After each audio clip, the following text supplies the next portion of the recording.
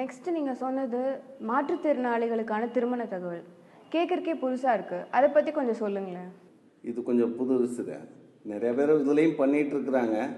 நம்ம ரொம்ப அட்வான்ஸாக பண்ணுறோம். ஏன்னா மாற்றுத்திறனாளி பொண்ணு இப்போ ஒன்றும் இல்லை, நல்லா இருக்கிற பொண்ணையே ஒரு 2 பேர் பொண்ணு பார்த்துட்டு முடிவு சொல்லலை அப்படின்னா அக்கம் பக்கத்தில் சொல்ல ஆரம்பிச்சிடுவாங்க.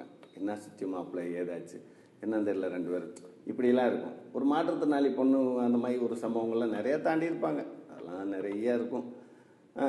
அந்த மாதிரிலாம் இல்லாமல் இந்த வெப்சைட்டில் அவங்களுடைய டீட்டெயில் ஃபுல்லாக இருக்கும். பெண்களுடைய ஃபோன் நம்பர் இருக்காது, அவங்களுடைய முழு அட்ரஸ் இருக்காது. எல்லாத்துக்கும் ஒவ்வொரு நம்பர் கொடுத்துருப்போம். அந்த நம்பரை ஹெட் ஆஃபீஸில் தான் நிர்வாகம் பண்ணுவோம்.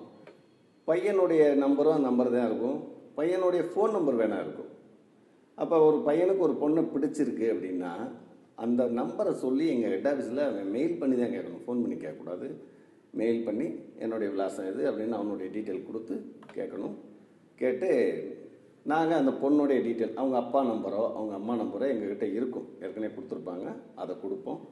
அதுக்கு பிறகு எல்லாம் அவங்க நேரடியாக, அதுக்கு பிறகு நம்ம திருமண தகவலிருந்து எந்த தொடர்பும் இல்லை, அவங்க நேரடியாக விசாரிக்கிறது எல்லாம் அனைத்துமே அவங்களுடைய பொறுப்பு. இது இலவசமாக தான் பண்ணலாம் இருந்தோம். ஆனால் இது வரைக்கும் இந்த ட்ரஸ்ட்டுக்கு யார்ட்டையுமே டொனேஷன் ஒன்றும் வாங்கினதில்லை. இப்போ இலவசமாக பண்ணணுன்னா நம்ம இன்னும் டொனேஷன் யார்ட்டையா கேட்கணும். எதுக்கு நம்ம உறுப்பினர்கிட்டே நம்ம 100 ரூபா வாங்கிக்கலாம், இல்லை 70 ரூபா வாங்கிக்கலாம் அப்படின்னு ஒரு ஐடியாவில் இருக்கோம். ஒரு போஸ்டல் ஐடென்டி கார்டு வரும், அந்த கார்டு தான் முக்கியமான கார்டு. அதை வச்சுட்டு பல இது இருக்குது.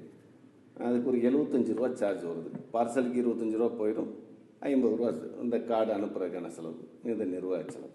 அதனால் டொனேஷன் யார்கிட்ட வாங்கலை. இதை அப்படியே தொடர்ச்சியாக பண்ணுவோம். ஒவ்வொரு மாவட்டத்துக்கும் தனித்தனியாக இருக்கும், ஃபைல் இருக்கும். அந்த வெப்சைட்டுக்குள்ளே பார்த்தீங்கன்னா நீங்கள் ஈஸியாக பார்க்கலாம்.